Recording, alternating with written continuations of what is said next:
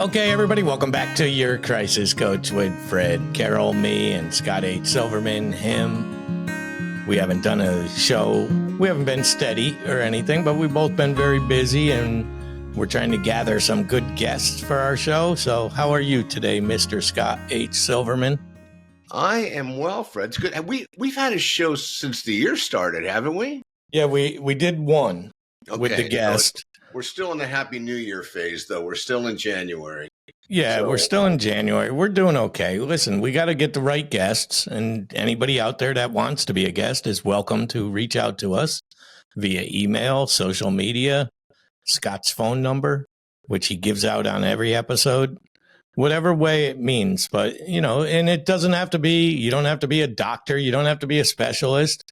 We're looking for people that have experiences, you know, either with an addict, as an addict, maybe in the healthcare industry.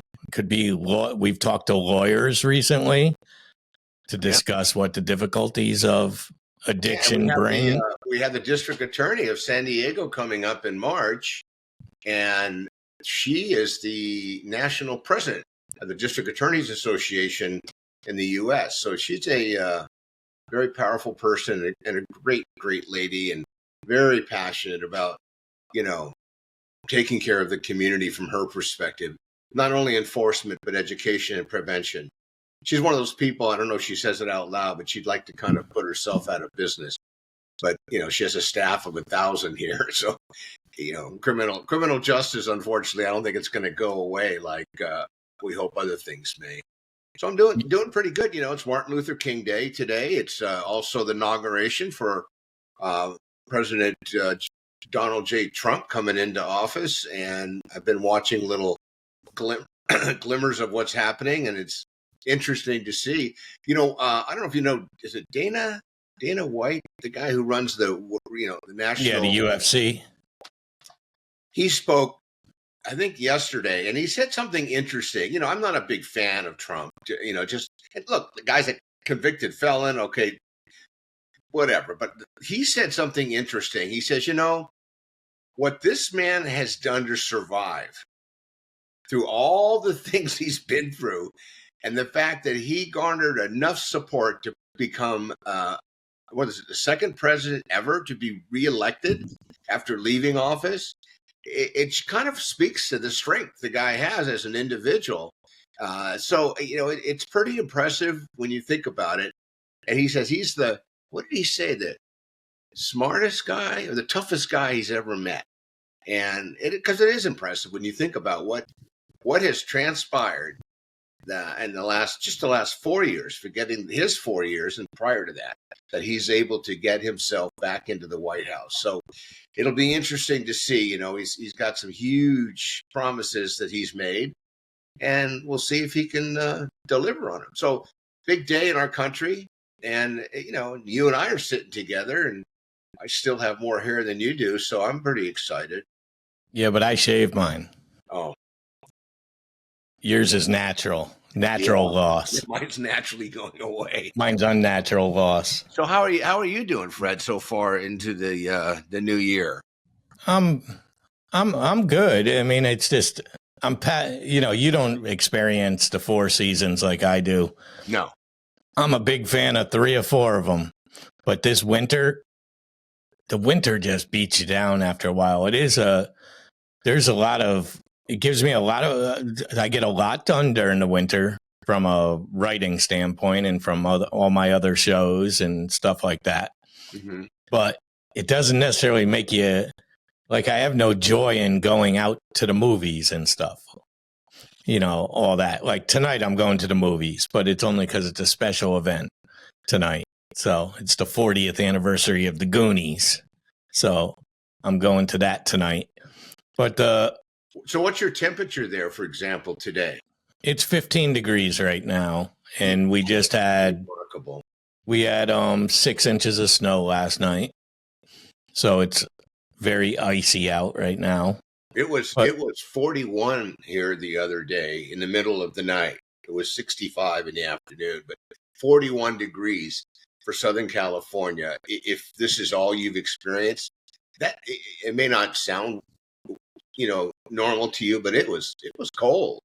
And, we're not set up for it. By the way, I did mention the fires in Los Angeles, and that in the last week and a half has just been horrific, horrific what's taken place up in Los Angeles with all of that and watching that, and today and tomorrow, and I think Wednesday, there's another major wind warning that we could have gusts up to 70, 80 miles an hour. And that's what pushed that fire. So we're all still kind of on pins and needles until this major wind goes away. But that was very scary. I'm sure you saw it. Do you actually,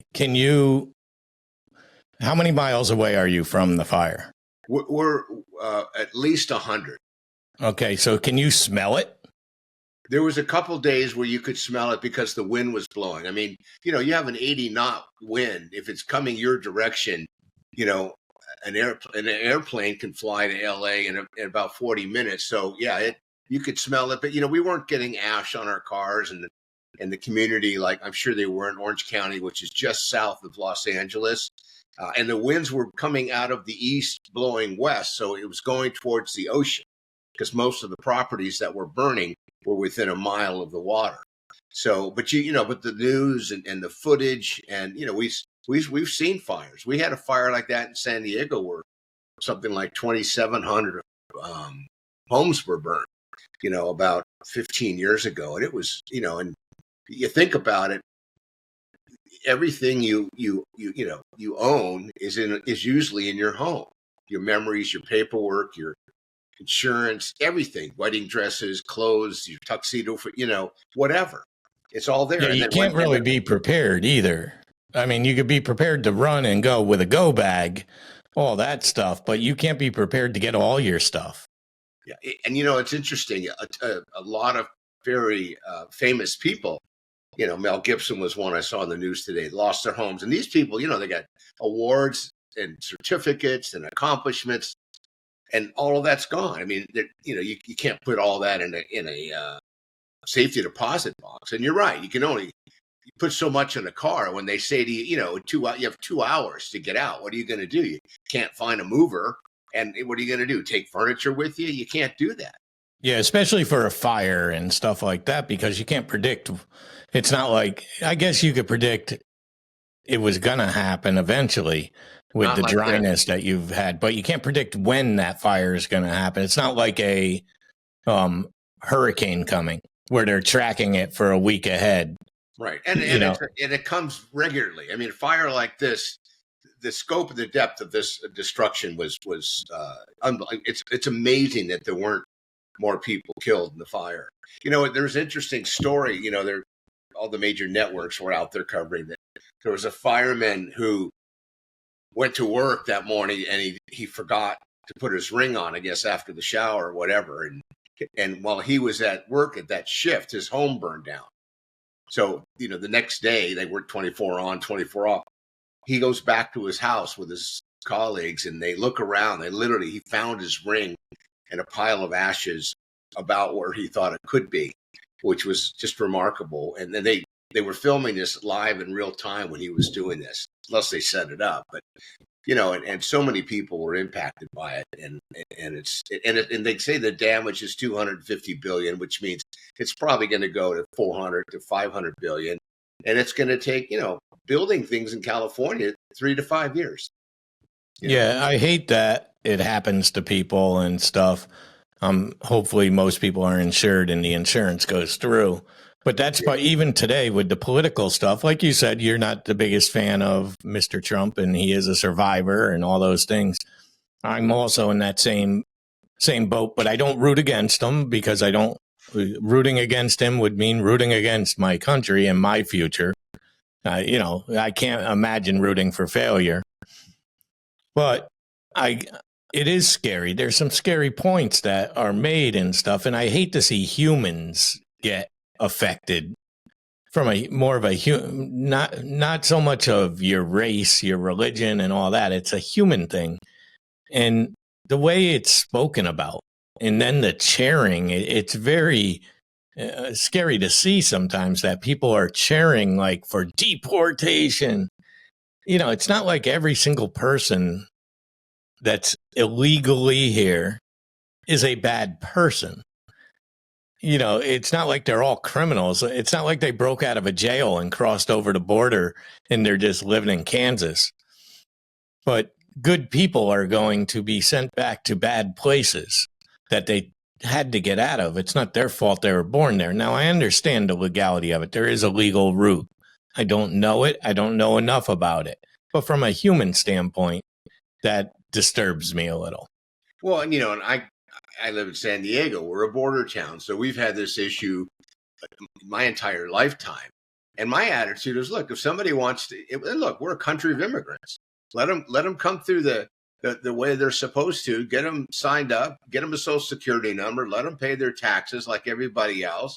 And there's something that a lot of people don't realize because they're not impacted by the immigrant population. But California, I mean, we're a huge farming state, and they're at 85% of the labor. And if they go away, there's no way to. They don't have machines that can go out there and pick certain vegetables and fruits. It's done by hand. So we're going to see a major impact by this, and just the fear factor around it. And that I've understood from my contacts in criminal justice that the people who are transporting people across the border, sometimes referred to as coyotes, they've raised and doubled their prices in the last 90 days because they weren't sure what's going to happen with their industry before, Trump comes into office, which is today. So people have been doing whatever, because they know that if they don't come now, they may not get a chance to come the way they've been coming. And I'm hopeful there'll be a mechanism set up where people can. But I don't think it's wrong to say, well, you wait in your country until you get clearance. No other country in the world would let you just come in, even if you snuck in. There'd be a lot worse consequence than having to go back. But it's going to be horrific. And I know a lot of people in our community that they've had children here. Their kids are U.S. born citizens, and they're not, and they're subject to deportation. And what are the kids going to do? And the kids are, in their 20s and 30s and 40s. So it's going to be a real mess in California. But I know that, the governor's just had a big, I don't know, conversation with people and supposedly got $50 million earmarked to prepare for legal situations with the federal government. And the fact that there's going to be fighting about it as well, rather than a consensus. And I think you articulated that really well. I don't want to bash, and be negative. He's the president, and there's respect for the office. I may not like him, but that's okay. There's other people I don't like either that are in charge. That's why I'm writing my next book. So it'll be interesting to see. I agree with you. Better to support him and get behind him as long as he's not doing anything unethical or illegal. Yeah, it's political too. The whole I'm down on the whole political side of things. Doesn't matter if you're left or right. I don't like extremes either way. I'm more of a middle of the fence type guy. I see right and wrong on both sides. I see positive and negative on both sides. I lean to the left, I guess you could say, and I don't know why. I don't know if it's because I have a gay child. I don't know. It's just who I am. It's just me being honest and telling you that's where I lean. But it doesn't mean I don't think some of his ideas are good. I just don't see them being implemented. I'm kind of tired between my job or jobs that I've had, politics, living life, all the talk, and I don't see any progress. I don't see implementation of what they're talking about. And it grows on you after a while. It's like you really do start to understand that saying, you could talk the talk, but can you walk the walk? You start to learn that as you get older. You get tired of hearing the promises without any result. Well, and if you're living the kind of life where you want to try to, have an improved quality of life, it seems like it's getting tougher, and you shouldn't have to be fighting. I mean, I just got on Social Security. I'm worried about Social Security. I just got on Medicare, 5 years ago. And those two things, if they're taken away from me, if they ever get, and I can't believe that would bankrupt so many people. and put more people in harm's way. That's probably never going to take place. But when you hear those kind of threats, it gets a little scary.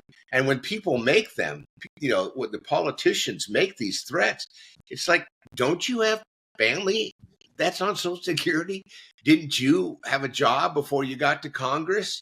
But a lot of these career politicians, they haven't been in the real world, and they don't understand, what it takes to survive. And Well, make we have become for the majority, we have become a very selfish group of people that think about ourselves always. We're way past those treat your neighbor right and all that stuff. But everybody is, and it bleeds down even to your family. I mean, I've got family members who are huge Trumpers. Yet I have I have a gay sister who is all as far left as you could imagine. And it's hard to juggle sometimes, why my father, for instance, would vote for Trump when his own daughter is so leaning left. It's because we don't think of every individual. It's similar to, I don't like to say it, but it's similar to when somebody in your family, you post, you got cancer. Well, everybody has the words. Oh, I'm here for you. Thoughts and prayers, all this stuff. But truthfully, it doesn't affect anybody else but you and your immediate family, your cancer, your sickness, your illness. I could give you the thoughts and prayers all you want. I'm still going to the bar. I'm still going to work. I'm still going to go have fun. Life doesn't stop because yours is about to, type thing. And people, the thoughts and prayers they're nice, I guess, when you need them, but they don't really solve much. I guess they give you a little faith at the right time, but faith can only take you so far. You still got to do the work. And that goes back to what this show is about, addiction. You could pray for somebody all you want, but if they don't do the work, they're not going to stop doing what's... Just had a call like that yesterday. These two people are involved with somebody, and they're both enabling in a different way, and they're not moving the needle, and they're more frustrated probably than the person who's consuming and self-medicating. By the way, I heard today, I may be wrong, but one of the first executive orders, because he said it at his inauguration speech, is, the country's going back to two genders, male and female. And that's going to cause a major storm, I think, on a lot of fronts. And it's going to discount a lot of people, and it's going to create a lot of aggravation and problems around the world, because we've spent so many years, it seems like, trying to be accepting of who people are and allowing people to be who they want to be. And this is going to be a big wedge that will increase divisions and create more selfishness, in my opinion. Yeah, it's definitely one of them things that, it's a challenge. Everything about it is a challenge. And we realize that as we go forward. So what else can we talk about? So we do have, the sports world keeps kicking and stuff. That's one thing that keeps moving. Tonight you got your championship game, Ohio State and Notre Dame. I don't care about either team, so it doesn't matter, but I know other people out there do. And by the time this is released, it'll be over and we'll be into the Super Bowl era. Moving forward, looking forward to that. So I've been watching more sports than I have in a long time, because I don't want to turn the news on. And, recently got into Wheel of Fortune and Family Feud. And, it's diversion therapy for me, because I like watching TV, and I usually have two TVs around me, one's on silent and the other one I'm watching. So sports is kind of fun to, look up and see things. So is that game on tonight? Is that what you're saying, the college game? Yeah, that's tonight. Okay. I'm going to tune in just because that'll be fun to watch. I think college sports, not being a sports fan, seem to really, the passion that people have. And look, you're worried that the stands are going to collapse from the excitement of people jumping up and down and doing things. No, Yeah, I think we've covered a lot in a short time. It's kind of nice not to talk about the opioid crisis for the whole show, but by the way, it continues. And a couple of little nuggets for you. The cartels have decided to lower the potency of the fentanyl they're manufacturing. They must have had some sort of sensitivity training around the fact that their products killing too many of their consumers. So they're going to be adding some new what's the word? It's a form of it's a plastic. They're going to distill down that the mix, if you will. I'm not using the right terms, so it's not as potent. So that'll slow down the overdoses, but the addiction part will increase. And recently, the CDC has said that overdoses are down 7% from a year ago. But what's interesting is, and so the feds and the states and the local communities are beating their chests. Look, we've done it. But the level and the volume of people who are addicted to mood altering substances is up, and there's a huge wave right now of inhalants with kids again, because they're not stupid. We're not taking a pill that we don't know if it's laced with fentanyl, so they're substituting. And marijuana consumption is way up, and they say alcohol consumption's way down, but if you talk to liquor distributors, they'll tell you they're putting more out there than they ever had. So it's a kind of a mixed bag of information. So it'll be interesting to see in the next 18 months what we're going to do about it. And of course, homelessness in California. My God, I just heard the governor of California, and then I'll close with this. Just celebrated 20 years when he was mayor of San Francisco, saying that he's going to take charge and he's going to end homelessness as we know it in San Francisco. And now he's the governor of California. And of course, homelessness since he was governor probably has gone up, I don't know, 1,000%. And there's no real solution in sight. And when they talked about, the fires in LA, they said that the mayor supposedly shifted $17 million of a budget for the fire department to something else, or earmarked it. And then they quoted, and I didn't realize this, that Los Angeles spends $1 billion, $300 million on homelessness. Why did they have to take the 17 million away? Not like it was going to prevent the fires. And they say that fire departments, haven't grown in 20 years, and the population has. So, but 100-mile-an-hour winds doesn't. They say they ran out of water. The pressure was just diluted because of the mass destruction. So there's so many. It's hard to judge how to stop stuff like this. They're natural disasters for a reason. They're called that. And I saw people say, from my area, say, I don't know why anybody would live there. And I said, well, we get hit with hurricanes and we have snow. And why would you live here? People live in the Midwest where, tornadoes are coming.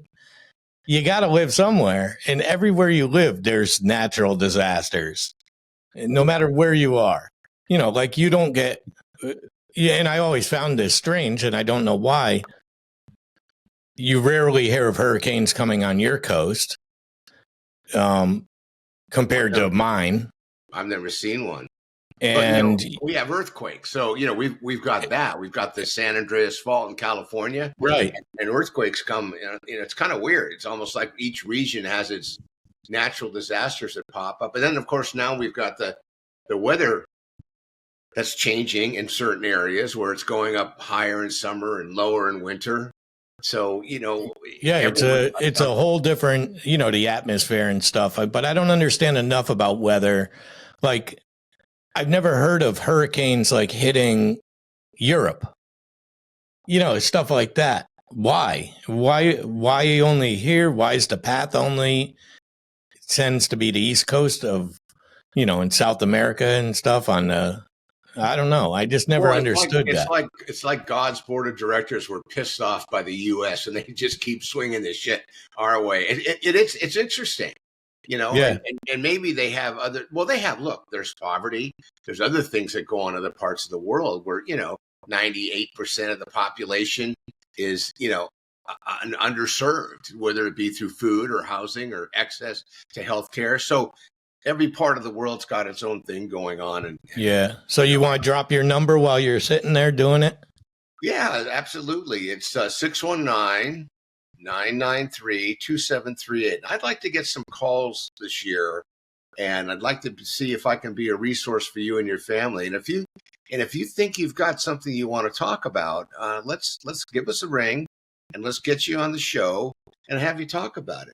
We Yeah, want to get exactly. to the point where we can't even see guests for 90 days because we have a waiting room that's so full of people that want to share their message. And I think the way the mainstream media is going, we're going to continue to see podcasting grow. It's, it keeps growing as far as I can tell. And most people are kind of turning away from mainstream media, or they're getting everything on the internet. Who knows what? And they are. So anybody out there that wants to, we tend to record on Mondays. We are flexible and can fit you in. Obviously, Scott is on the West Coast. I'm on the East Coast. So we tend to record around 5 p.m. Eastern time, 2 p.m. Western Pacific time. So wherever you fit in the world, those are the hours. And we're pretty available. I mean, if we knew we can get somebody on a Saturday and it's 9 a.m. for Scott, we'll figure it out. If it holds some kind of value to our listeners, not so much to us, because we're just the sounding board here and the opportunity. But if it's valuable to our listeners, we'll accept it. We'll work around it. I think we could both figure it out. But this is your crisis coach with Scott H. Silverman, that good-looking gentleman right there, and me, Fredd Carroll. So if nobody has told you they love you today, we love you, and we will talk to you again next week when we have, who do we got as a guest next week? Steve Breen. Braun. We got a guy named Steve. Yeah, he wrote the cartoons with and he used to have competitions around the community in San Diego. Just retired a couple of years ago and just wrote a huge article about opioids. So he's going to come talk about his background and experience and share his story with us. It's going to be real exciting. And I know he's excited. He was asking me, hey, when am I coming on? And I said, whenever Fredd wants you to. So that's right. That happened. All right, brother. So that's going to be it, everybody. So join us again next week also. We'll see you soon.